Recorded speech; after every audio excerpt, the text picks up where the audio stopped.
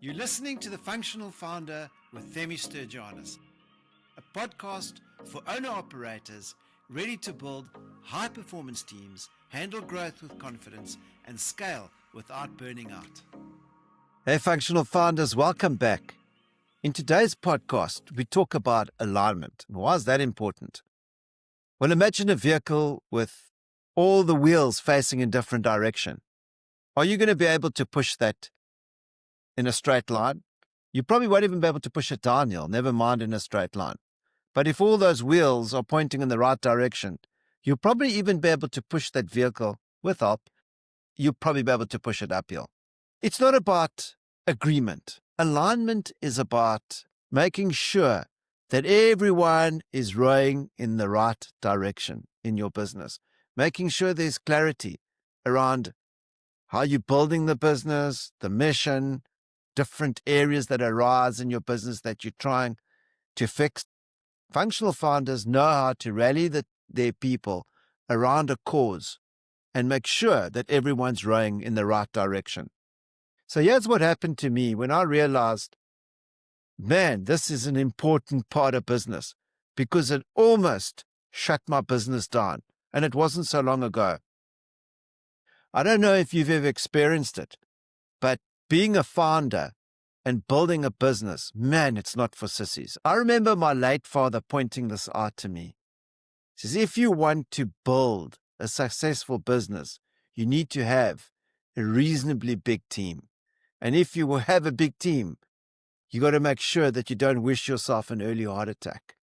What did he mean by that? Man, people can bring problems. You know, when you employ more people, then it just seems to be that, you're not just, when you employ two people, you don't have double trouble, you have quadruple the trouble. And that's why a lot of founders don't become functional. They stay small because they just don't believe they can grow a big business. And man, this really happened with me.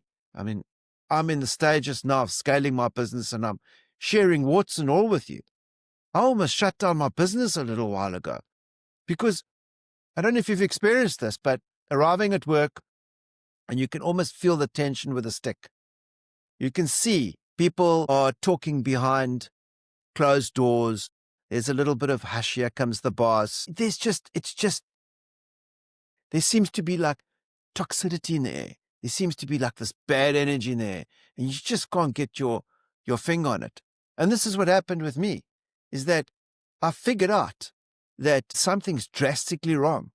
And when you're growing your business and you're taking it to the next level, and you get to the stage where no matter what you do as a founder, you can't seem to get the team to grow. You just can't seem to do more sales or get teams to take responsibility. And that's a real issue. And I was so desperate. I went back home that evening and I said to my wife, I said, this has been carrying on for months now, and I really can't figure it out. I've tried everything, and I can't figure it out. I don't know why I can't grow my business. I don't know how to get rid of this negative energy in my team. It all erupted when we had our end of our year function. We were all sitting around as a team, and we were having our lunch together, our little get-together. We called it a braai. We had cooked some meat, and we were sharing the meet, and we were sharing some stories. But there was this bad vibe, and it was the end of the year function. We were supposed to be happy. We're closing off for the season. Everyone's supposed to go on a holiday. We're supposed to recharge our batteries and feel good about what we've achieved. But there was this solemnness around the team. Some people sat in the corner, other people weren't talking to each other. And no matter what I did, there was nothing I could do to elevate my team's enthusiasm or inspire them. I just couldn't do it because I wasn't inspired. It was starting to affect me. And if it affects you as a founder, if it affects a founder, that's dangerous. It's exceptionally dangerous. And it really, the straw that broke the camel's back was when I saw one of my managers turn to another manager and say, I can't wait to get home. And I just realized, what have I done here? I spent years growing this team, only to find out that this is what I've ended up with. And I went home feeling very despondent, burnt out. We went home for the season, went on holiday, and I just licked my wounds all the time for days. until I realized that, hold on a second, hold on. Is this the tail that's wagging the dog here? Or is the dog wagging the tail? No, the tail is wagging the dog here. My dad used to say to me, captains show their colors in rough waters. So what am I doing about this?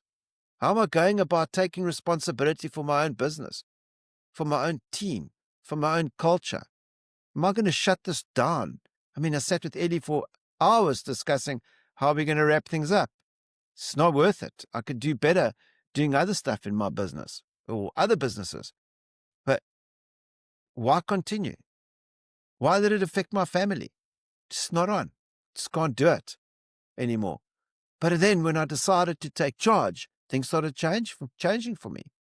I said, when I get back, I am going to address this issue. But I had some time to think about it. And I was really concerned about how to deal with it because I wasn't sure what it was. And that's when I developed the DAF alignment framework.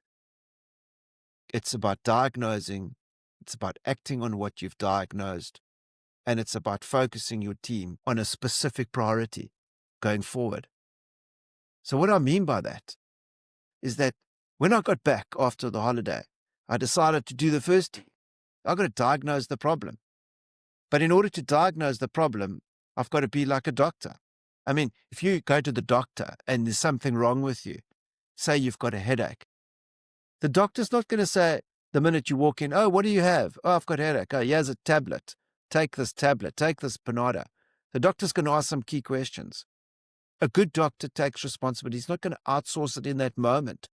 He's going to ask key questions. And I hadn't even done that. I hadn't even rolled up my sleeves to say, hey, guys, what is going on here? Let me figure this out.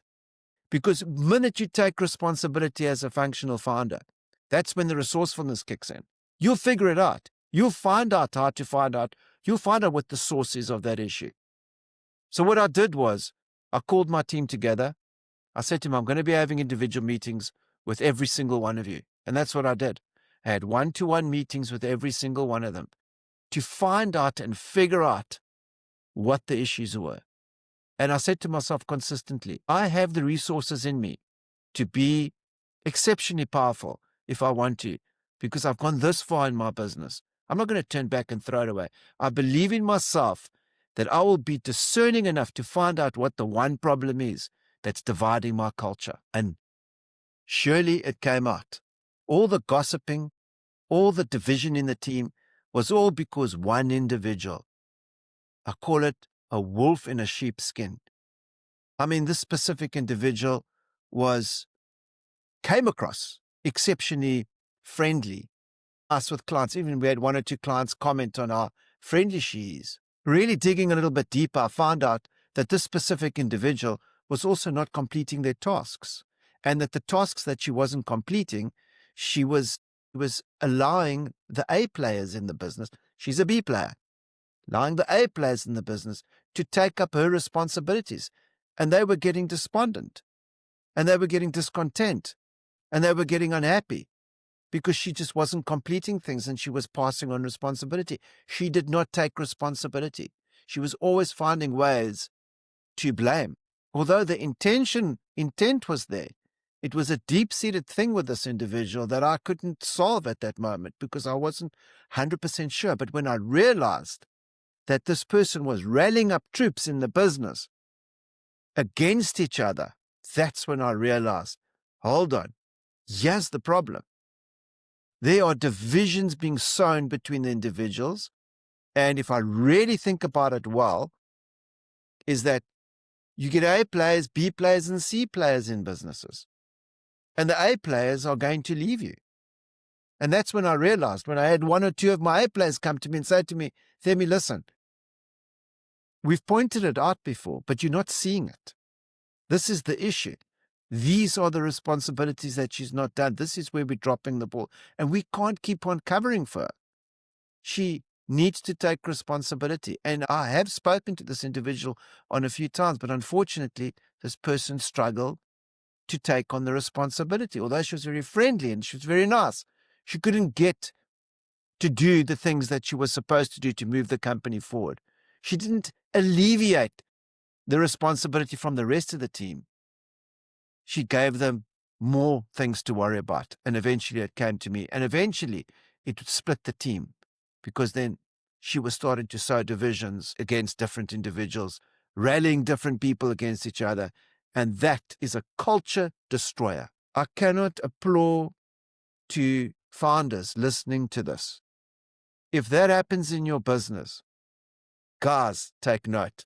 Like Patrick Swayze says in Dirty Dancing, no one puts baby in the corner. No one puts baby in the corner.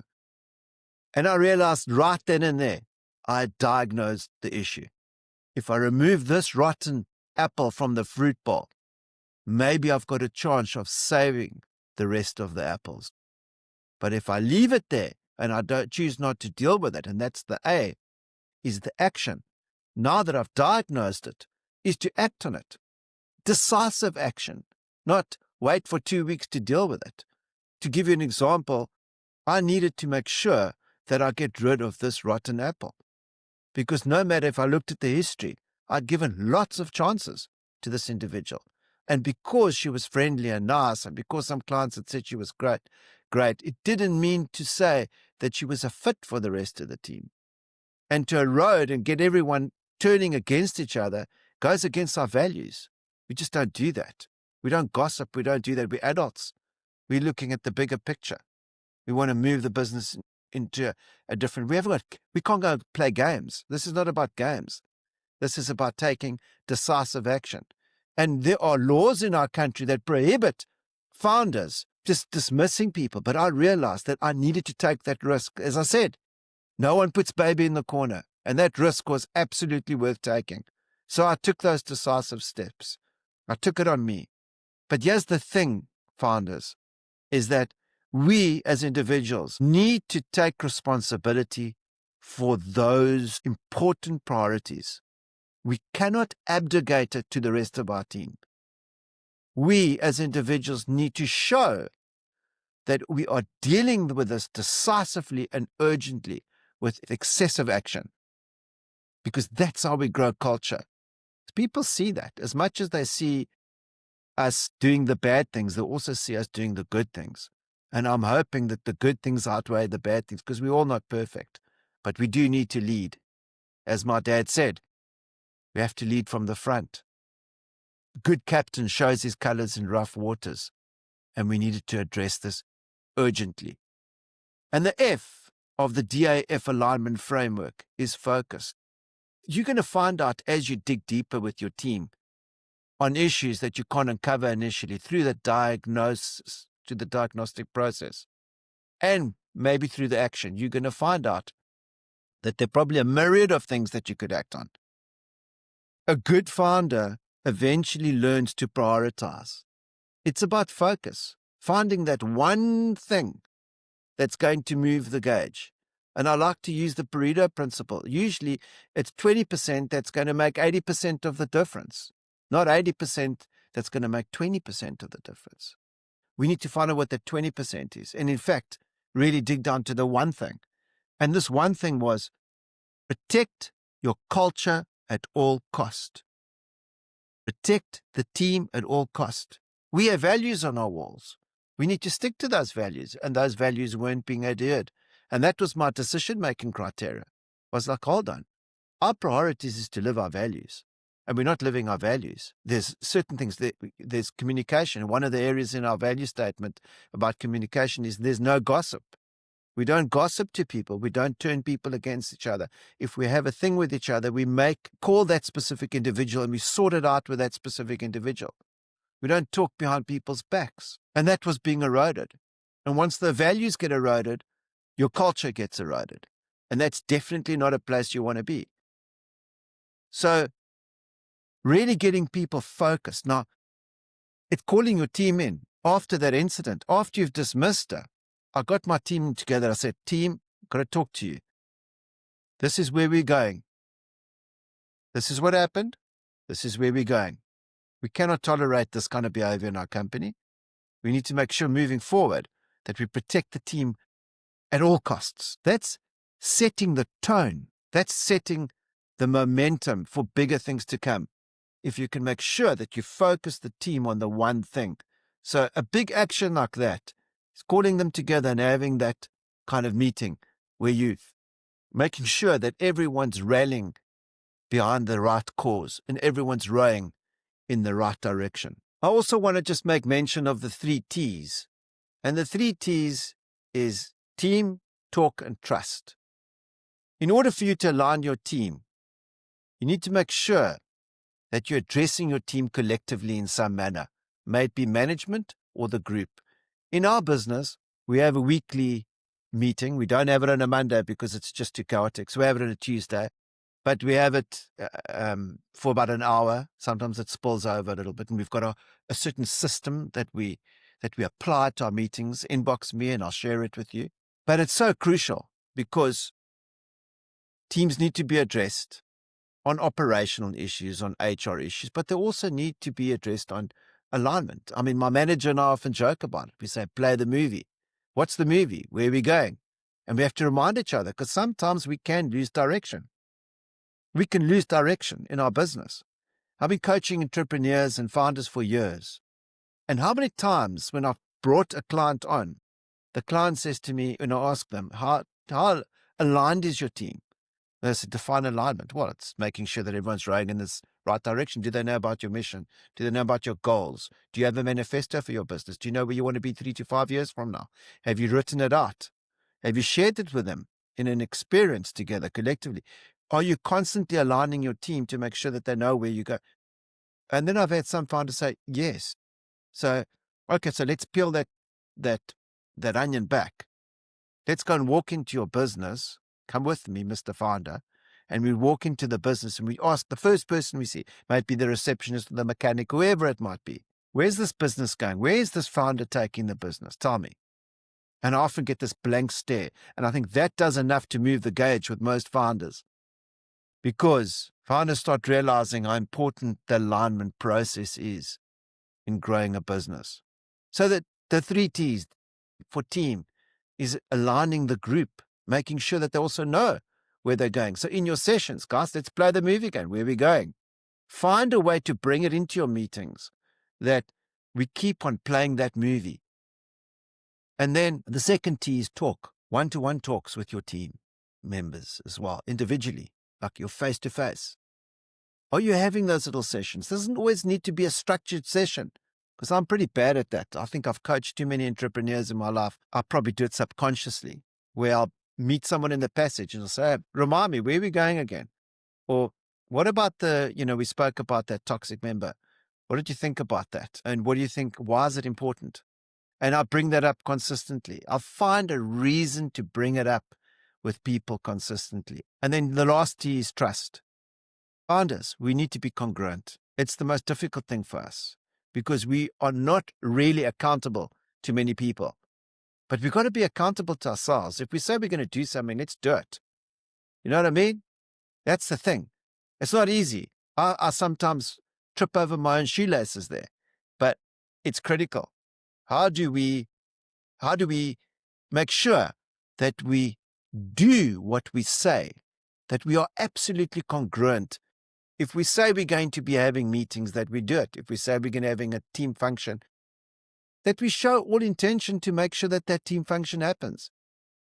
That if the problem comes up, which in this specific situation is an important problem. Now, I'm very big on founders and letting your team sort things out, but I'm not saying that you need to abdicate it.